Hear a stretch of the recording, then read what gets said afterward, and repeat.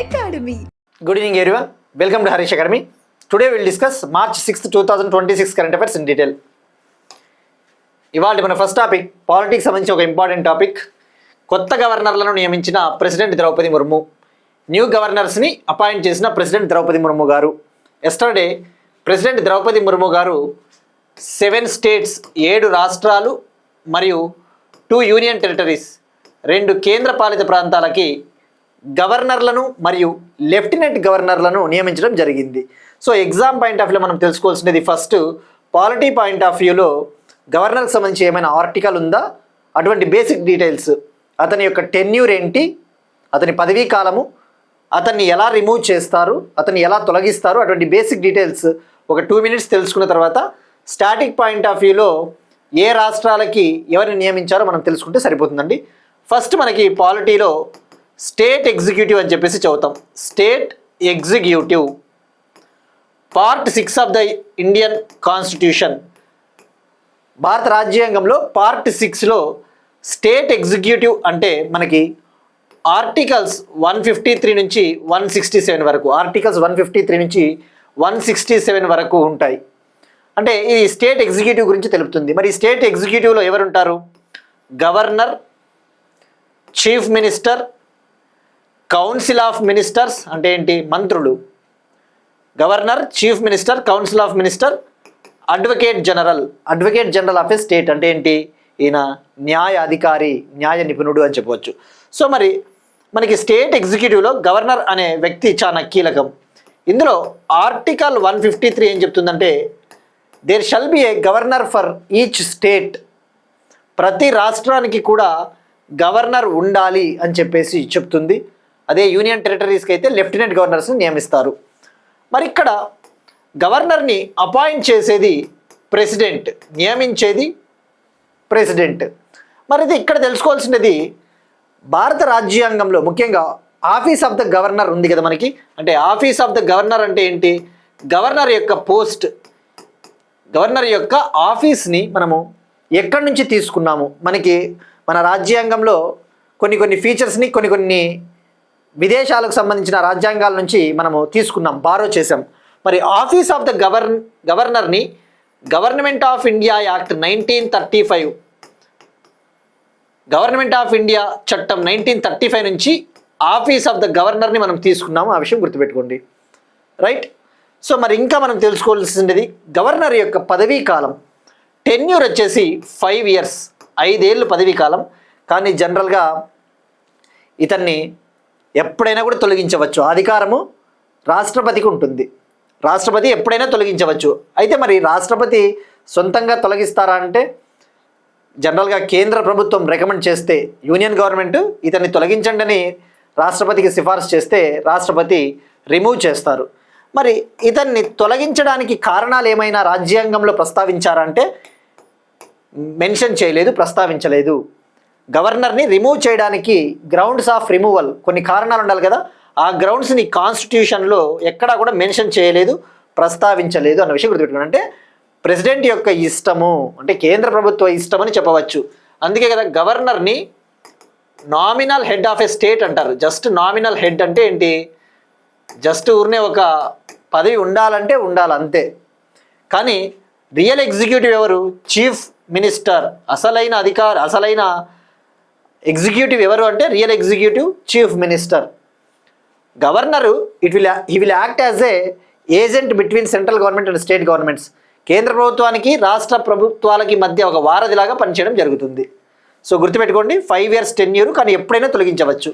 మరి ఒకవేళ ఈయన ముందుగానే రిజైన్ చేయాలి అనుకుంటే, తొలగించక ముందే రిజైన్ చేయాలి అనుకుంటే, పదవీకాలం పూర్తి కాకముందే ఆ రెసిగ్నేషన్ లెటర్ని ప్రెసిడెంట్కి సమర్పించాల్సి ఉంటుంది. ఆ రెసిగ్నేషన్ లెటర్ని ప్రెసిడెంట్కి ఇవ్వాల్సి ఉంటుంది.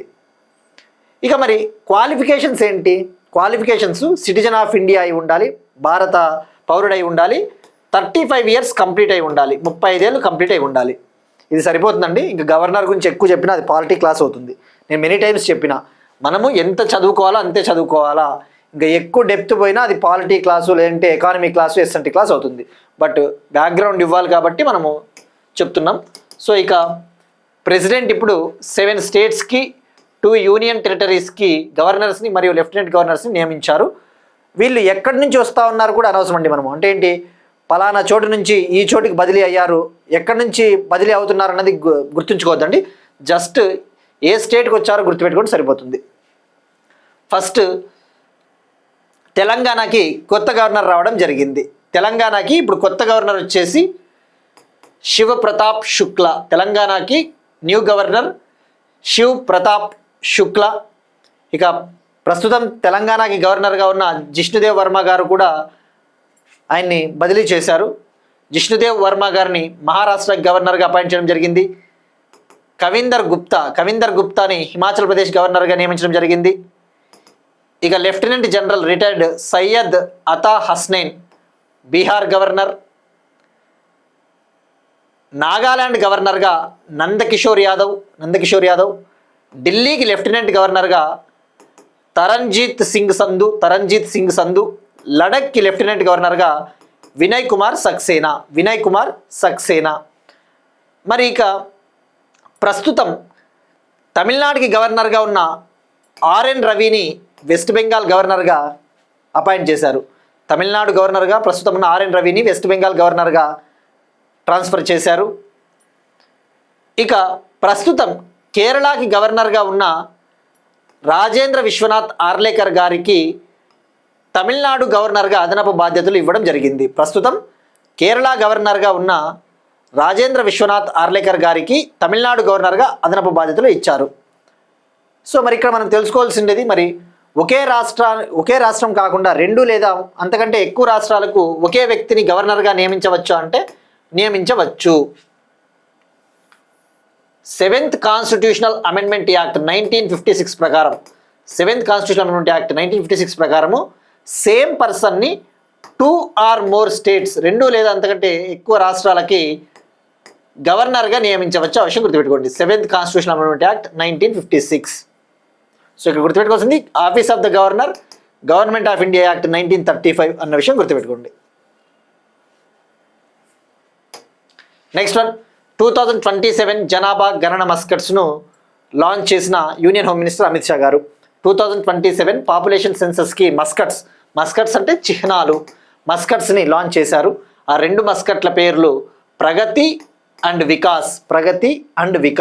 ఇక్కడ ప్రగతి అంటే ఫీమేల్ మస్కట్, వికాస్ అంటే మేల్ మస్కట్. ప్రగతి అంటే స్త్రీ, వికాస్ అంటే పురుషుడు. సో ఇక్కడ మనం తెలుసుకోవాల్సింది, మరి ఈ మస్కట్ల కంటే ముందు ఈ సెన్సస్ గురించి తెలుసుకుందాం. సెన్సస్ జనాభా గణన. ఇప్పుడు 2027 సెన్సస్ వచ్చేసి 16th సెన్సస్. ఓవరాల్గా మనకి ఏదైతే ఇప్పుడు సెన్సస్ 2027 ఉందో ఆ సెన్సస్ 2027 సెన్సస్ అనేది భారతదేశంలో ఓవరాల్గా 16th సెన్సస్. భారతదేశానికి స్వాతంత్రం వచ్చిన తర్వాత జరుగుతూ ఉన్న 8వ సెన్సస్. ఓవరాల్గా 16th సెన్సస్. ఇండియాకి ఇండిపెండెన్స్ వచ్చిన తర్వాత జరుగుతూ ఉన్న 8th సెన్సస్. మరి ఇక్కడ సెన్సస్ అంటే ఏంటి? జనాభా గణన. సెన్సస్ అనేది యూనియన్ సబ్జెక్ట్, కేంద్ర ప్రభుత్వ జాబితాలో ఉంటుంది, కేంద్ర జాబితాలో ఉండేది. మరి సెన్సస్ని నిర్వహించేది ఎవరు కండక్ట్ చేస్తారు అంటే ministry of home affairs, home మంత్రిత్వ శాఖ కింద ఉండే office of the registrar general and census commissioner. Office of the registrar general and census commissioner. So గుర్తుపెట్టుకోండి, మినిస్ట్రీ ఆఫ్ హోమ్ అఫైర్స్. మరి సెన్సస్ ప్రతి 10 ఏళ్ళకు ఒకసారి జరుగుతుంది. For every 10 years it will be held. ప్రతి 10 ఏళ్ళకు ఒకసారి. దీని ముఖ్య ఉద్దేశం పాపులేషన్, అసలు మేల్స్ ఎంతమంది ఉన్నారు, ఫీమేల్స్ ఎంతమంది ఉన్నారు, అటువంటి బేసిక్ డీటెయిల్స్ అన్నీ తెలుసుకోవడం కోసం.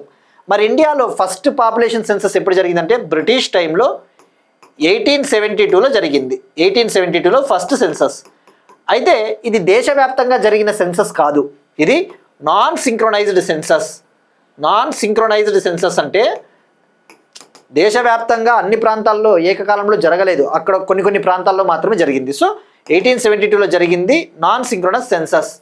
మరి దేశవ్యాప్తంగా పూర్తి స్థాయిలో జరిగిన మొట్టమొదటి సెన్సస్ ఏది అంటే 1881లో ఫుల్లీ సింక్రొనైజ్డ్ సెన్సస్ జరిగింది. అంటే దేశవ్యాప్తంగా జరిగిన మొట్టమొదటి సెన్సస్.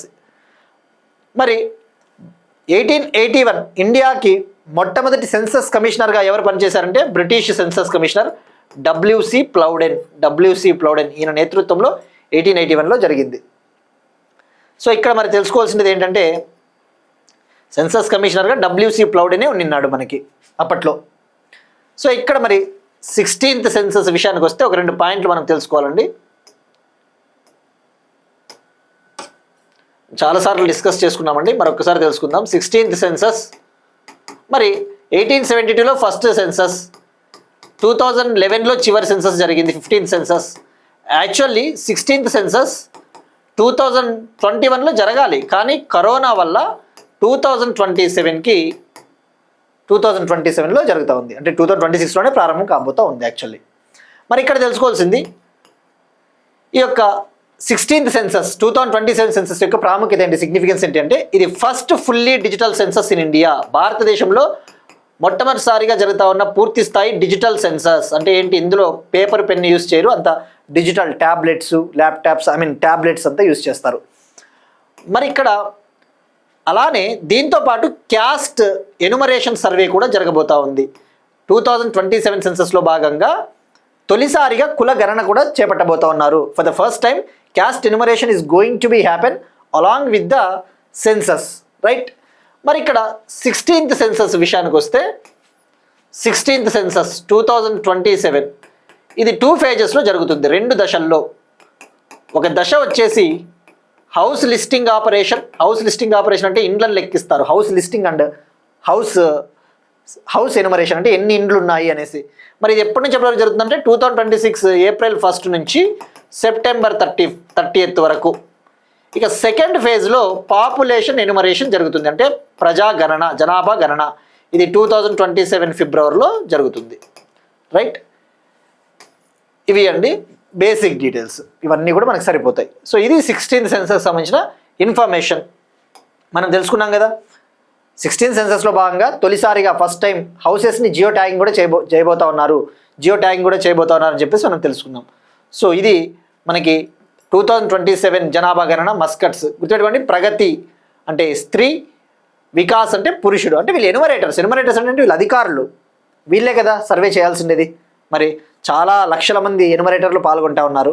మరి మనం డిస్కస్ చేసుకున్నాం 2027 సెన్సస్లో భాగంగా ప్రజలను ఎన్ని రకాల క్వశ్చన్లు అడుగుతారు, 33 టైప్స్ ఆఫ్ క్వశ్చన్స్. ఆ విషయం గుర్తుపెట్టుకోండి, మనం డిస్కస్ చేసుకున్నాం 33 రకాల క్వశ్చన్స్.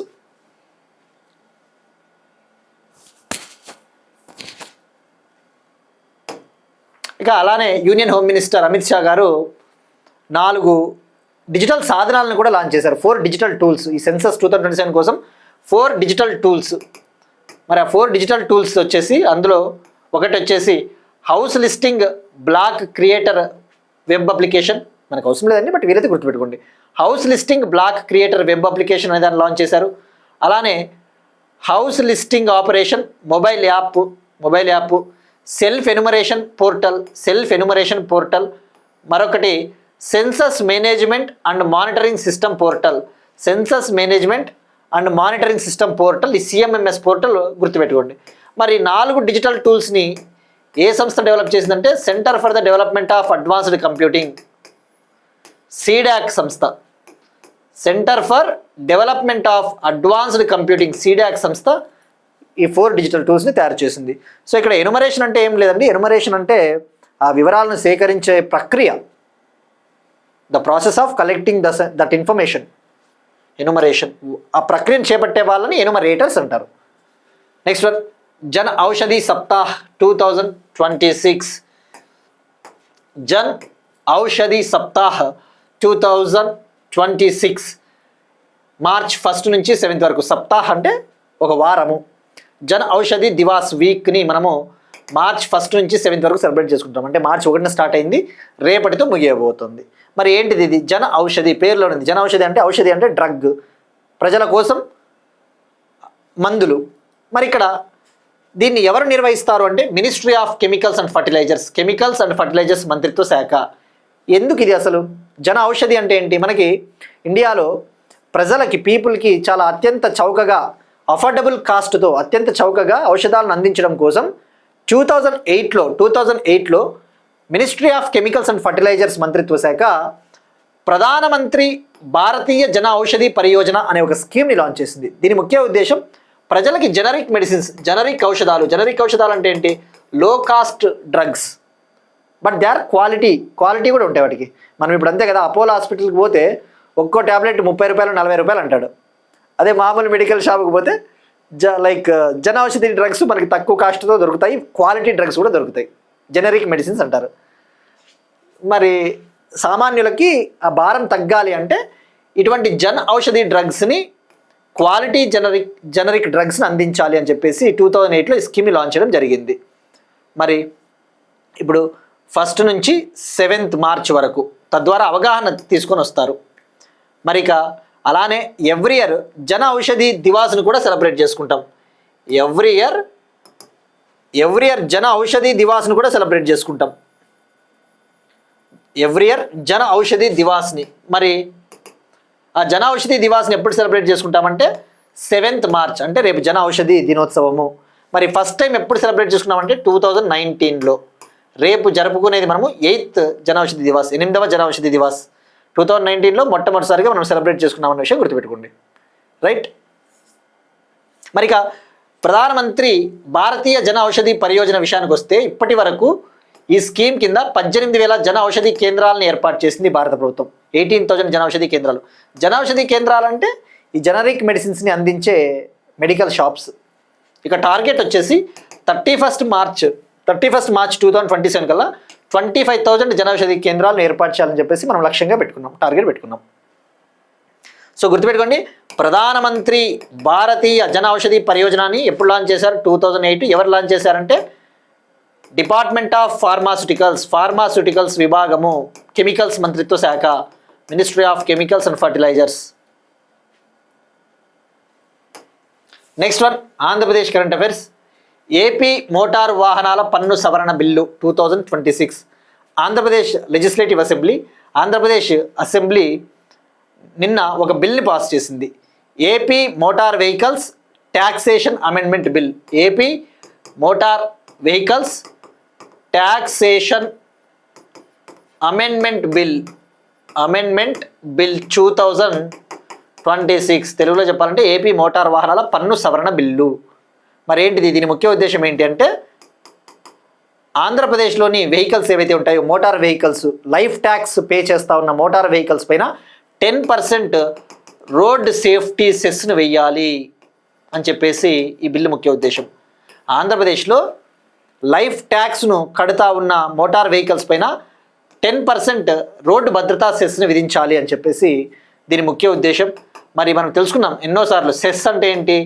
సెస్ అనేవి ఒక స్పెషల్ పర్పస్ చేత విధించడం జరుగుతుంది, ఒక ప్రత్యేక కారణం చేత వీటిని వేస్తారు. ఇది విధంగా చెప్పాలంటే ట్యాక్స్ ఆన్ ట్యాక్స్ అని చెప్పవచ్చు. పన్నులకే పన్ను, పన్నులపై పన్ను, రైట్.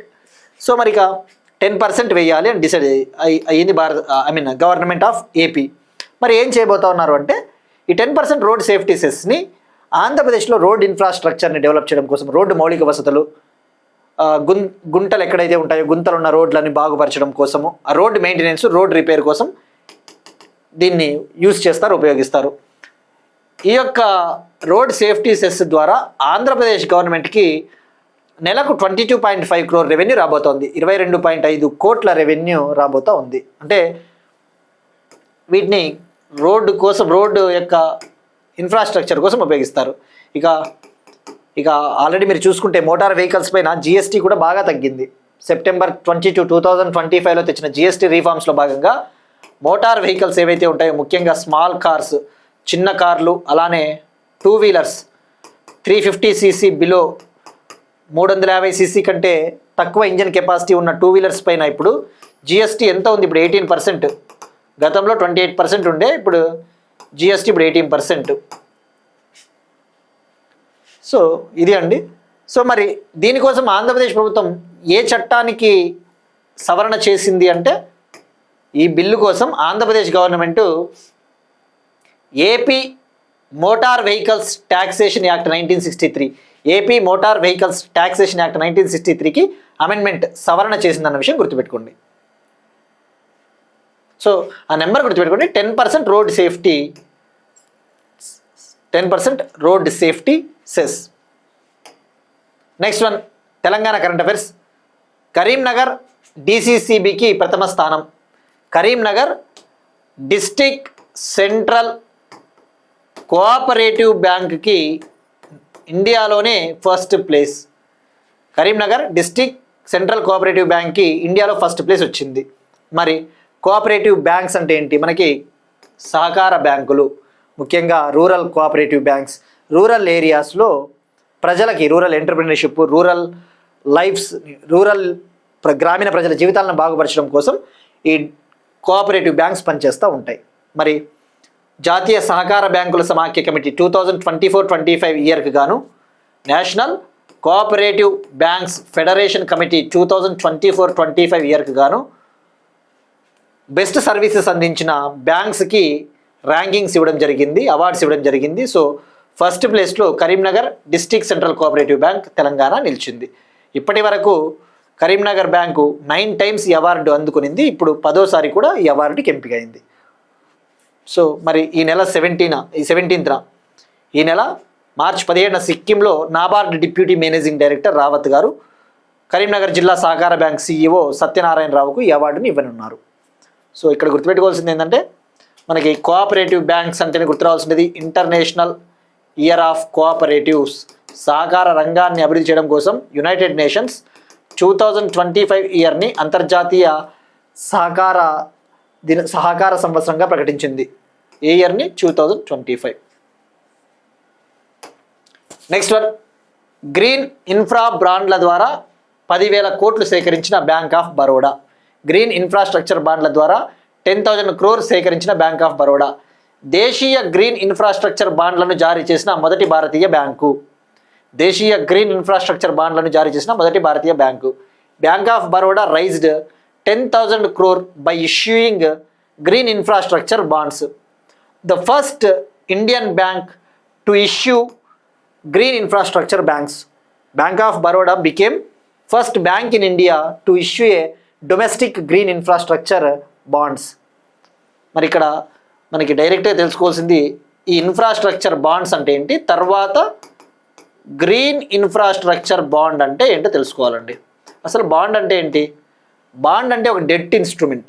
బాండ్ అంటే ఒక డెప్ట్ ఇన్స్ట్రుమెంట్ అని చెప్పవచ్చు. మనం ఎకానమీలో జనరల్గా బాండ్ అంటే ఏంటండి? ఒక డెప్ట్ ఇన్స్ట్రుమెంట్ కదా. మనం మనకి మనీ కావాలి అనుకుంటే వీటిని జారీ చేస్తాయి జనరల్గా గవర్నమెంట్స్, ప్రభుత్వాలు, ఫినాన్షియల్ ఇన్స్టిట్యూషన్స్, ఆర్థిక సంస్థలు, బ్యాంక్స్ వీటిని జారీ చేస్తూ ఉంటాయి. For example bond is nothing but A government security. For example ఇప్పుడు గవర్నమెంట్ ఆఫ్ ఇండియా మార్కెట్ నుంచి మనీని రైజ్ చేయాలి అనుకుంటా ఉంది, మనీని సేకరించాలి అనుకుంటుంది. భారత ప్రభుత్వం దగ్గర మనీ తక్కువైనా అనుకుందాం. అప్పుడు ఒక బాండ్ని జారీ చేస్తారు, లైక్ గవర్నమెంట్ సెక్యూరిటీ. వీటినే ఓపెన్ మార్కెట్ ఆపరేషన్స్ అంటారు కదా, ఎకానమీలో చదువుతాం మనం. ఓపెన్ మార్కెట్ ఆపరేషన్స్లో బాండ్లను జారీ చేస్తూ ఉంటారు. మరి బాండ్ని ఒక ఇన్వెస్టర్ కొంటాడు అనుకుందాం, ఒక పెట్టుబడిదారుడు. సో ఈ బాండ్ విలువ ఒక సమ్ $1,000 అనుకుందాం. సో ఇన్వెస్టర్ ఏం చేస్తాడు? గవర్నమెంట్ ఆఫ్ ఇండియాకి ఒక $1,000 ఇవ్వడం జరుగుతుంది. ఒక ఇంట్రెస్ట్ రేటుతో, ఒక వడ్డీ రేటుతో $1,000 లోన్గా అప్పుగా ఇస్తాడు. భారత ప్రభుత్వం ఏం చేస్తుంది? ఇన్వెస్టర్కి ఎవ్రీ ఇయర్, ప్రతి సంవత్సరం కూడా ఒక సర్టెన్ వడ్డీ రేటుతో, ఒక ప్రత్యేక వడ్డీ రేటుతో, ఒక సర్టెన్ ఇంట్రెస్ట్ రేటుతో ఎవ్రీ ఇయర్ ఆ వడ్డీ చెల్లిస్తుంది. మళ్ళీ కొంతకాలం తర్వాత ఆ మెచ్యూరిటీ పీరియడ్ అయిపోయిన తర్వాత, ఫర్ ఎగ్జాంపుల్ ఒక 5 ఏళ్ల కాలానికి గాను అప్పు తీసుకునింది అనుకుందాం భారత ప్రభుత్వం. ఒక 5 years మెచ్యూరిటీ పీరియడ్ కంప్లీట్ అయిన తర్వాత ఆ యొక్క ప్రిన్సిపల్ అమౌంట్, ఆ లోన్ని కూడా ఇన్వెస్టర్కి చెల్లిస్తుంది. So it's a debt instrument అంతే. మరి ఇప్పుడు గ్రీన్ ఇన్ఫ్రాస్ట్రక్చర్ బాండ్స్ని లాంచ్ చేశారు. First of all infrastructure bonds అంటే ఈ బాండ్లను జారీ చేయడం ద్వారా, ఈ ఇన్ఫ్రాస్ట్రక్చర్ బాండ్స్ని పెట్టుబడి బాండ్లను జారీ చేయడం ద్వారా వచ్చే మనీని ఇన్ఫ్రాస్ట్రక్చర్ ప్రాజెక్టుల కోసం యూజ్ చేస్తారు. ఉదాహరణకు రోడ్లు, రైల్వేస్, ఎయిర్పోర్ట్స్ ప్రాజెక్టులు, అటువంటి ప్రాజెక్టుల కోసం. ఇక గ్రీన్ ఇన్ఫ్రాస్ట్రక్చర్ బాండ్స్ అంటే వీటిని జారీ చేయడం ద్వారా వచ్చే మనీ ఏదైతే ఉంటుందో ఆ మనీని రెన్యూబుల్ ఎనర్జీ ప్రాజెక్ట్స్ అంటే సోలారు, విండ్, గ్రీన్ ప్రాజెక్ట్స్ కోసం వినియోగిస్తారు. అంతే అండి.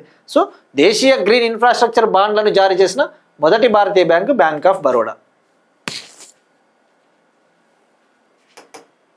నెక్స్ట్ వన్, ఎన్విరాన్మెంట్కి సంబంధించి 40 ఏళ్ల తర్వాత వైజాగ్ జూకు అరుదైన బ్లాక్ పాంథర్. వైజాగ్ జూకు 40 ఏళ్ల తర్వాత అరుదైన బ్లాక్ పాంథర్.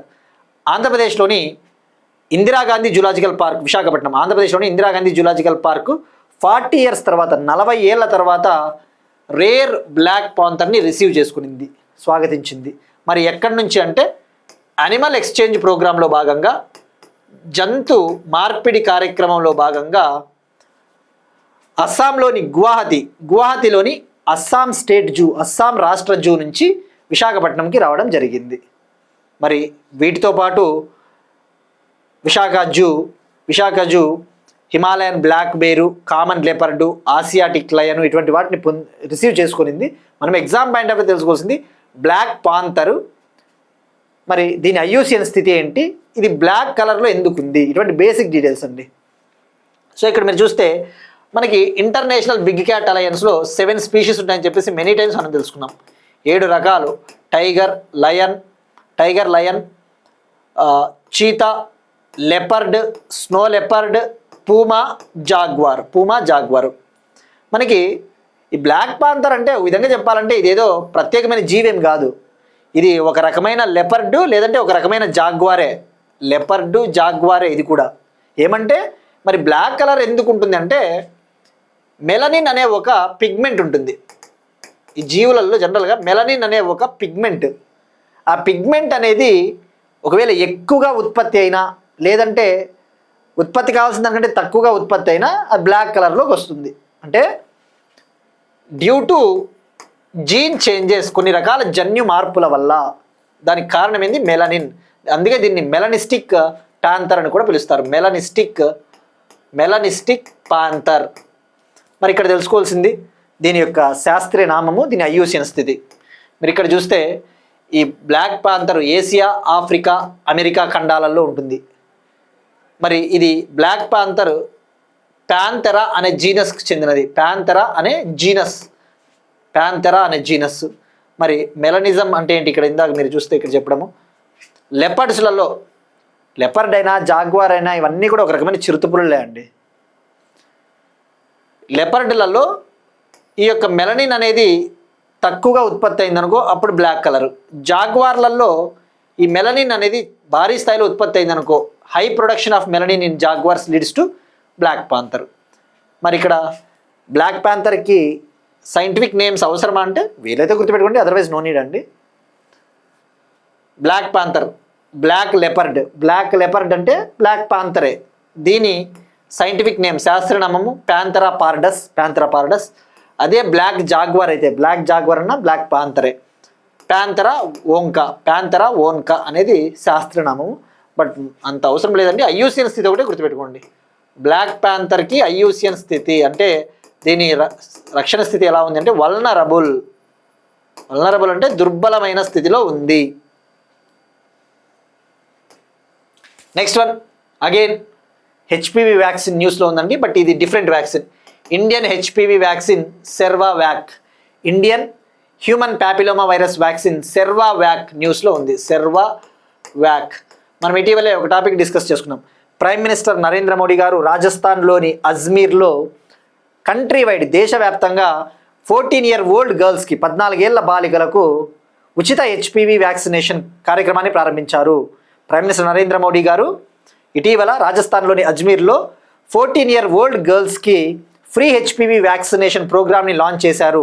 అందులో భాగంగా బాలికలకు గార్డాసిల్ 4 అనే ఒక క్వాడ్రీవాలెంట్ హెచ్పివి వ్యాక్సిన్ అందించడం జరిగింది. ఈ గార్డాసిల్ 4 అనే వ్యాక్సిన్ని 14 ఏళ్ల బాలికలకు సింగిల్ డోస్ ఇవ్వడం జరుగుతుంది, అంటే ఒక్క డోసే. అదే 14 ఏళ్ళు పైబడిన బాలికలకి, అంటే 15 ఇయర్స్ ఆ పైబడిన బాలికలకి 3 డోసెస్లో ఇస్తారు అని చెప్పేసి తెలుసుకున్నాం. మరి ఇక్కడ మనం తెలుసుకోవాల్సింది గార్డాసిల్ 4కి ఈ సెర్వావ్యాక్కి డిఫరెన్స్ ఏంటి, ఇప్పుడు సెర్వావ్యాక్ ఎందుకు వార్తల్లో ఉంది.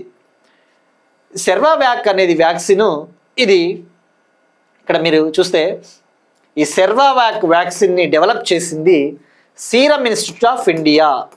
అంటే ఇది స్వదేశీయంగా ఉత్పత్తి చేశారు. మహారాష్ట్ర పూణేలోని సీరం ఇన్స్టిట్యూట్ ఆఫ్ ఇండియా దీన్ని ఉత్పత్తి చేసింది. మరి 2022లో వరల్డ్ హెల్త్ ఆర్గనైజేషన్ ఒక రికమెండేషన్ చేసింది, ఒక సిఫార్సు చేసింది. 9 to 15 years-old గర్ల్స్కి 9 నుంచి 15 ఏళ్ళ బాలికలకు వాళ్ళ బాడీలలో ఈ యొక్క సర్వికల్ క్యాన్సర్, ఈ యొక్క గర్భాశయ క్యాన్సర్ను నిరోధించడానికి అవసరమైన తగు యాంటీబాడీలు ఉత్పత్తి కావాలంటే 2 డోసుల హెచ్పివి వ్యాక్సిన్ని ఇవ్వాలి అని చెప్పేసి 2022లో చెప్పింది. 2022లో WHO ఏమని రికమెండ్ చేసిందంటే 9 నుంచి 15 ఇయర్స్ ఓల్డ్ గర్ల్స్కి ఈ సర్వికల్ క్యాన్సర్ని ఎదుర్కోవడం కోసం అవసరమైన యాంటీబాడీస్ వాళ్ళ బాడీ ప్రొడ్యూస్ చేయాలి అంటే 2 డోసెస్లో హెచ్పివి వ్యాక్సిన్ ఇవ్వాలని చెప్పేసి చెప్పడం జరిగింది. మరి ఇప్పుడు Indian council of medical research ICMR సంస్థ ఈ స్వదేశీ హెచ్పివి వ్యాక్సిన్ సెర్వావ్యాక్ పైన రీసెర్చ్ చేస్తూ ఉంది. అసలు ఈ సెర్వావ్యాక్ని ఒక డోసులో ఇస్తే ఎంత ఎఫెక్టివ్గా పనిచేస్తుంది, ఎంత సమర్థవంతంగా పనిచేస్తుందో తెలుసుకోవాలని చెప్పేసి ఒక రీసెర్చ్ చేస్తూ ఉంది. ఆ రీసెర్చ్కి సంబంధించిన ఫలితాలు 2027లో వస్తాయని చెప్పేసి చెప్పింది. సో ఈ కాంటెక్స్లో సెర్వావ్యాక్ గురించి ఒక 2 పాయింట్లు తెలుసుకోవాలా. ఇది క్వాడ్రివాలెంట్ హెచ్పివి వ్యాక్సిన్. క్వాడ్రివాలెంట్ అంటే ఏంటి? 4 టైప్స్ ఆఫ్ హెచ్పివి వైరస్ నుంచి ప్రొటెక్షన్ ఇస్తుంది. 4 రకాల హెచ్పివి వైరస్ల నుంచి రక్షణ ఇస్తుంది. అవేంటివి? HPV virus types 16, 18, 6, 11. 16, 18, 6, 11. గార్డాసిల్ 4 కూడా సేమ్ ఇవే కదా. మరి ఇది యాక్చువల్లీ సెర్వావ్యాక్ని 2022లోనే లాంచ్ చేశారు.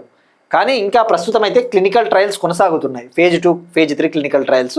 గార్డాసిల్కి ఏమాత్రం తీసిపోదని చెప్పేసి మనల్ని చెప్తా ఉన్నారు. ఇక మరి ప్రస్తుతానికైతే ఈ సెర్వావ్యాక్ని యూనివర్సల్ ఇమ్యునైజేషన్ ప్రోగ్రాంలో ఇంకా తీసుకురాలేదు. It doesn't included in the universal immunization program as of now. ఈ యొక్క యూనివర్సల్ ఇమ్యునైజేషన్ ప్రోగ్రామ్ ఉంది కదా, వ్యాక్సినేషన్ కార్యక్రమం, ఇందులో అయితే ఇంకా చేర్చలేదు. సో గుర్తుపెట్టుకోండి, సీరం ఇన్స్టిట్యూట్ ఆఫ్ ఇండియా. మరి గార్డాసిల్ 4ని ఏ కంపెనీ, ఏ కంట్రీ డెవలప్ చేసింది అంటే ఒకసారి తెలుసుకోవాలా. దీన్ని డెవలప్ చేసింది అమెరికన్ కంపెనీ అయిన Merck and co, MERCK, Merck and co అనే కంపెనీ దీన్ని ఉత్పత్తి చేసిందంటే ఇది అమెరికన్ కంపెనీ తయారు చేసిన వ్యాక్సిన్ అన్న విషయం గుర్తుపెట్టుకుని దీన్ని యాడ్ చేసుకోండి. 100% అడిగే ఛాన్సెస్ ఉన్నాయి. ఎప్పుడైనా ఒక వ్యాక్సిన్ మీరు చదువుతా ఉన్నప్పుడు ఆ వ్యాక్సిన్ని ఎవరు ప్రొడ్యూస్ చేశారో కూడా ఒకసారి తెలుసుకోవాలా. Next one, moon shot project. Brain co ప్రాసెసర్లపై moon shot project. Moon shot అనే ఒక ప్రాజెక్ట్ని Indian Institute of Science Bengaluru మరియు ప్రతీక్ష ట్రస్ట్ లాంచ్ చేశాయి. మూన్ షాట్ ప్రాజెక్ట్ను లాంచ్ చేసిన Indian Institute of Science Bengaluru, Prateeksha trust. మరి ఏంటి moon shot project? Brain co processors అంటే ఏంటో ఫస్ట్ తెలుసుకోవాలా. బ్రెయిన్ కో ప్రాసెసర్స్ అంటే ఏంటివి? ఒక కైండ్ ఆఫ్ చిప్స్, ఒక ఎలక్ట్రానిక్ చిప్స్ తరహా లాంటివి.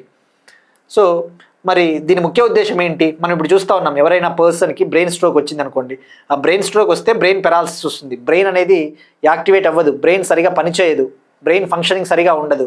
సో అటువంటి సిచ్యువేషన్స్లలో కూడా బ్రెయిన్ ఫంక్షనింగ్ని రీస్టోర్ చేయడం కోసము బ్రెయిన్ కో ప్రాసెసర్స్ని యూస్ చేస్తారు.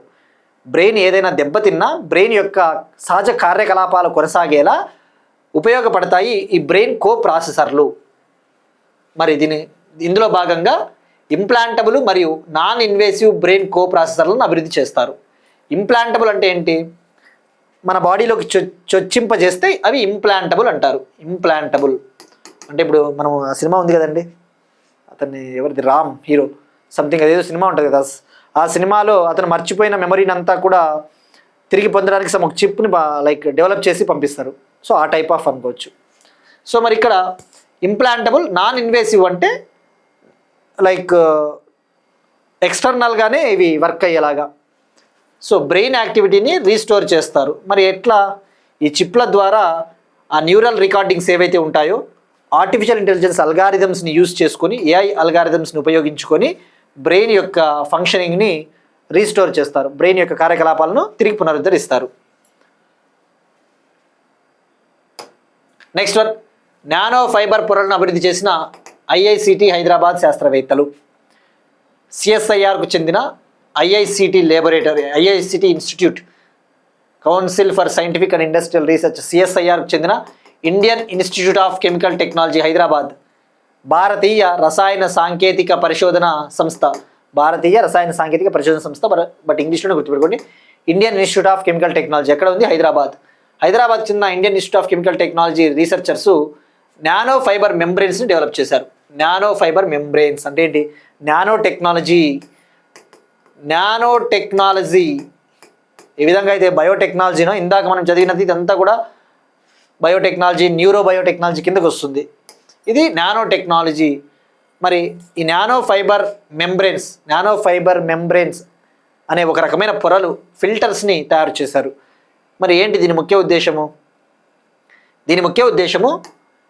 టెక్స్టైల్ ఇండస్ట్రీస్ నుంచి వస్తూ ఉన్న వేస్ట్ ఏదైతే ఉందో, టెక్స్టైల్ ఇండస్ట్రీస్ నుంచి వస్తూ ఉన్న డై అంటే ఈ వస్త్ర పరిశ్రమలో ఉపయోగించే రంగులు, కలర్లు, ఆ యొక్క డై వేస్ట్ అనేది గ్రౌండ్ వాటర్లో కలవడం వల్ల వాటర్ పొల్యూషన్, నీటి కాలుష్యం జరుగుతూ ఉంది. కాబట్టి సో ఆ నీటి కాలుష్యాన్ని తొలగించడం కోసం డెవలప్ చేశారు వీళ్ళు.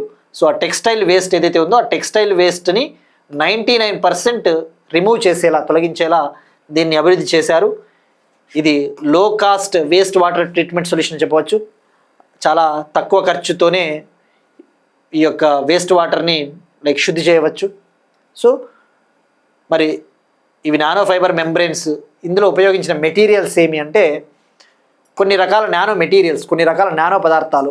ఉదాహరణకు ZIF67 అనే ఒక నానో మెటీరియల్, గ్రాఫిన్ ఆక్సైడ్ అనే ఒక రకమైన నానో మెటీరియల్. ఈ 2 types of nano materials use చేశారు. వీళ్ళు ఎలక్ట్రోస్పిన్నింగ్ అనే ఒక టెక్నాలజీ ద్వారా ఈ పొరలను తయారు చేశారు. పొరలు అంటే ఫిల్టర్స్. ఈ ఫిల్టర్స్ని ఉపయోగించి ఈ వేస్ట్ని రిమూవ్ చేయొచ్చు. మరి ఎవరు తయారు చేశారంటే డాక్టర్ శ్రీధర్ గారి బృందం, IICT శాస్త్రవేత్త డాక్టర్ శ్రీధర్ గారి టీం. నెక్స్ట్ వన్, డిఫెన్స్కి సంబంధించి అండి. మిసైల్స్ ఈరోజు న్యూస్లో ఎక్కువగా ఉన్నాయి.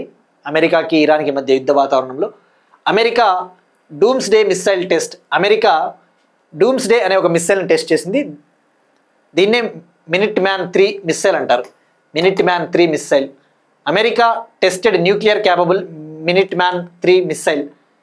అణ్వాయుధ సామర్థ్యం కలిగిన మినిట్ మ్యాన్ 3 మిసైల్ను పరీక్షించిన అమెరికా. దీన్నే డూమ్స్డే మిసైల్ అంటారు. అఫీషియల్ నేమ్ అయితే మినిట్ మ్యాన్ 3, మరో పేరు అయితే డూమ్స్డే.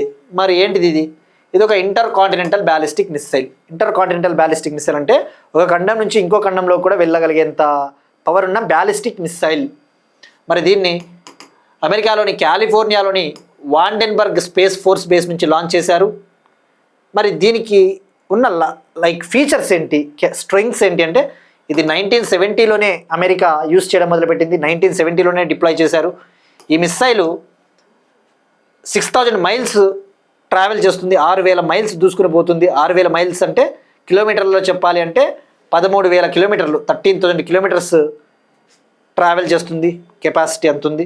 అలానే స్పీడ్ వచ్చేసి గంటకు 15,000 మీటర్లు. కిలోమీటర్స్లో చెప్పాలి అంటే గంటకు 27,000 కిలోమీటర్ల వేగం. మీటర్స్లో చెప్పాలంటే హవర్కి 15,000 మీటర్స్ పర్ హవర్ స్పీడ్. కిలోమీటర్స్లో చెప్పాలంటే హవర్కి 27,000 కిలోమీటర్స్ స్పీడ్. మరి ఇది న్యూక్లియర్ క్యాపబుల్. గుర్తుపెట్టుకోండి, అణ్వాయుధాలు at a time 3 independent nuclear war హెడ్స్ను కూడా క్యారీ చేయగలదు. ఒకేసారి 3 స్వతంత్ర అణు వార్ హెడ్లను కూడా తీసుకెళ్ల భారీ క్షిపణి. ఈవెన్ జపాన్లోని హిరోషిమా పైన వేసిన అటామిక్ బాంబు కంటే కూడా 20 times మోర్ పవర్ఫుల్, 20 రెట్లు అత్యంత శక్తివంతమైన న్యూక్లియర్ వార్ హెడ్స్, అణు ఆయుధాలను కూడా మోసుకుని పోగలదు ఇది. సో మినిట్ మ్యాన్ 3 ప్రస్తుతానికైతే వీళ్ళు టెస్ట్ చేశారు. పేలోడ్ ఏం లేదు, జస్ట్ నార్మల్గా టెస్ట్ చేశారు. నెక్స్ట్ వన్, B-52 స్ట్రాటోఫోర్ట్రెస్ యుద్ధ bomber. B-52 Stratofortress war bomber. America ఇప్పుడు ఇరాన్తో యుద్ధంలో మరొక బాంబర్ని కూడా యూజ్ చేస్తూ ఉంది. B-52 స్ట్రాటోఫోర్ట్రెస్ అనే ఒక యుద్ధ బాంబర్ విమానం. మరి ఈ బాంబర్ని ఉపయోగించి ఏకకాలంలో ఒకేసారి 32,000 కేజీల బాంబులను కూడా ప్రయోగించవచ్చు. అట్ ఏ టైం 32,000 కేజీల బాంబ్స్ను కూడా వేసేయగలదు. సో ఇలా ఉంటుందండి. ఇది 1955 నుంచి అమెరికా వాయుసేన యూజ్ చేస్తుంది. 1955 నుంచి US ఎయిర్ ఫోర్స్ యూజ్ చేస్తుంది.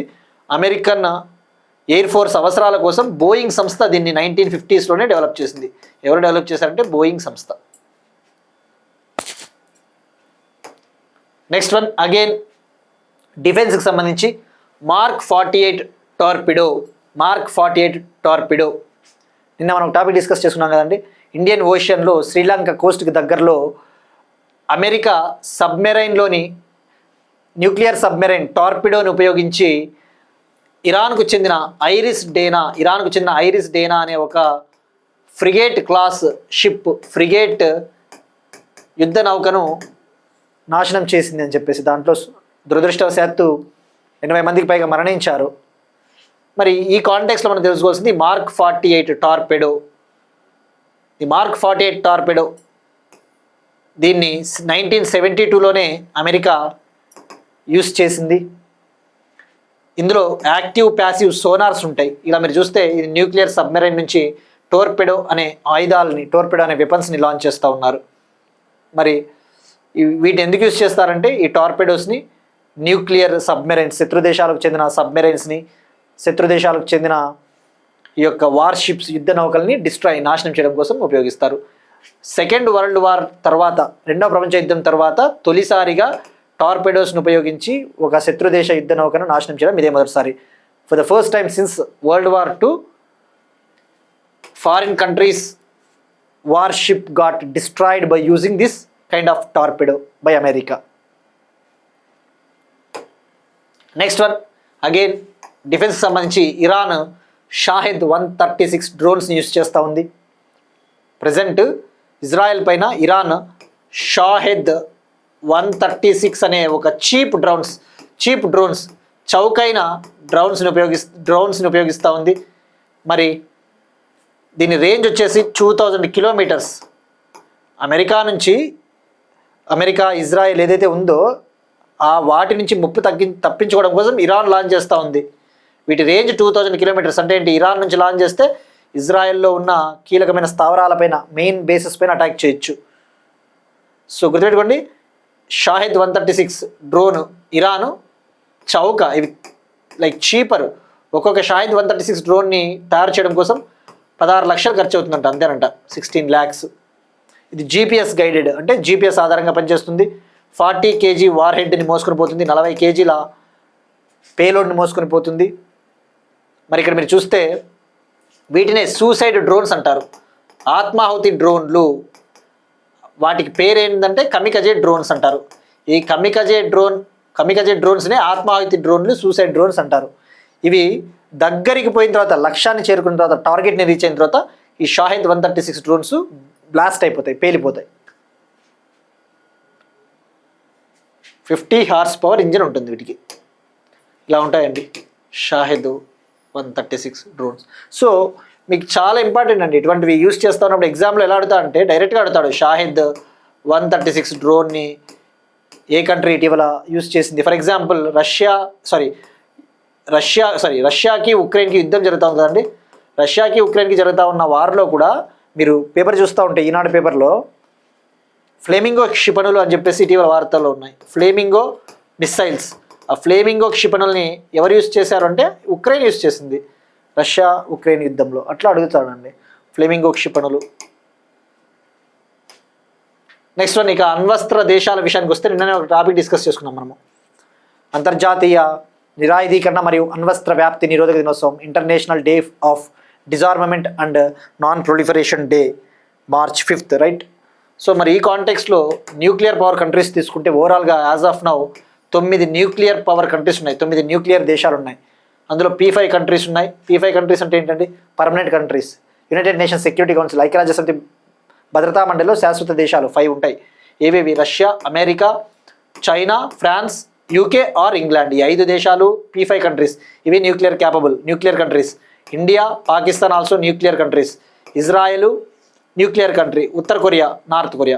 ఇజ్రాయెల్ అయితే డిక్లేర్ చేయలేదంటారు, but Israel also nuclear country. మరి హైయెస్ట్ న్యూక్లియర్ వార్ హెడ్స్, అత్యధికంగా అణ్వస్త్రాలు ఏ కంట్రీతో ఉన్నాయంటే రష్యా, 5459 ఉన్నాయి.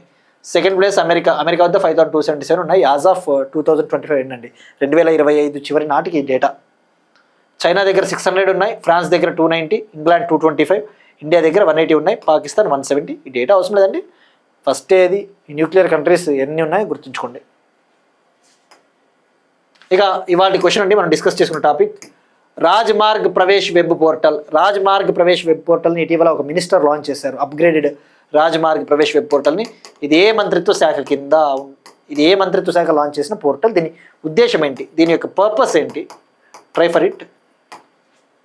కానీ నేను అడిగిన question, index of industrial production, పారిశ్రామిక ఉత్పత్తి సూచిక. దీనికి న్యూ బేస్ ఇయర్ వచ్చేసి 2022-23.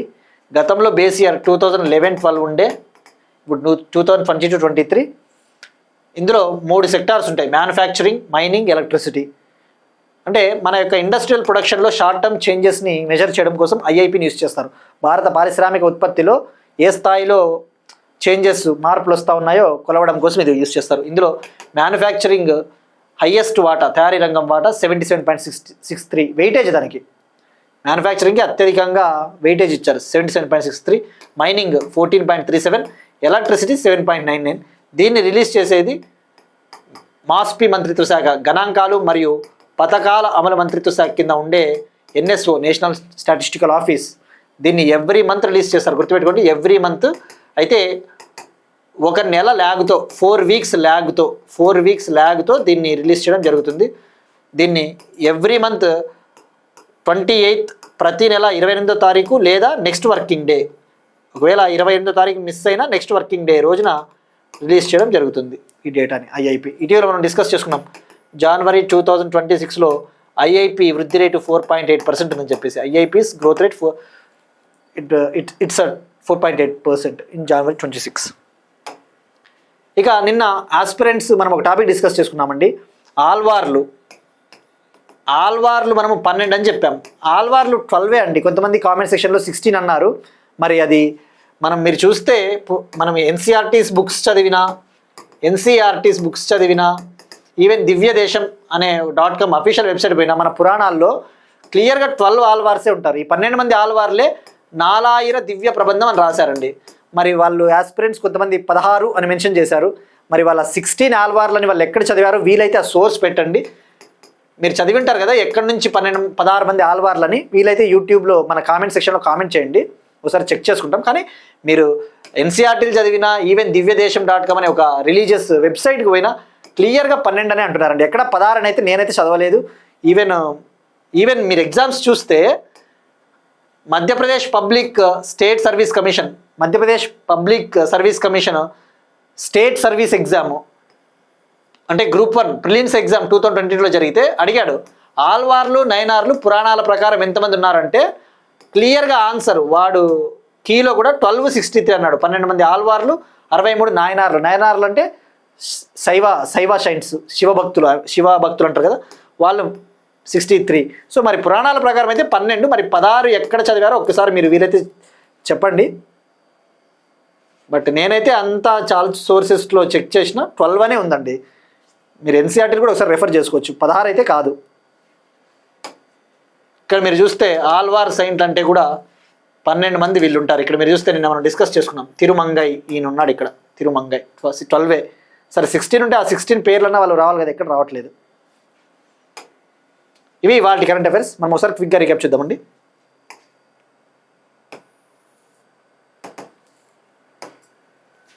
కొత్త గవర్నర్లను నియమించిన ప్రెసిడెంట్ ద్రౌపది ముర్ము గారు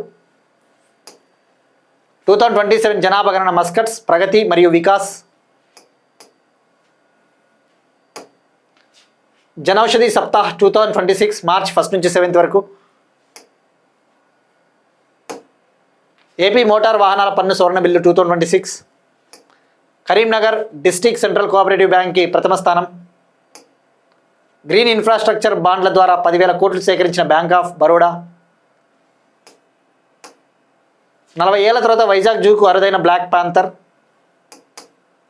Indian HPV vaccine Cervavac. Brain co ప్రాసెసర్లపై మూన్షాట్ ప్రాజెక్టును లాంచ్ చేసిన ఐఐసి బెంగళూరు ప్రతీక్ష ట్రస్ట్. నానో ఫైబర్ మెంబ్రెయిన్లను అభివృద్ధి చేసిన ఐఐసిటి హైదరాబాద్ శాస్త్రవేత్తలు.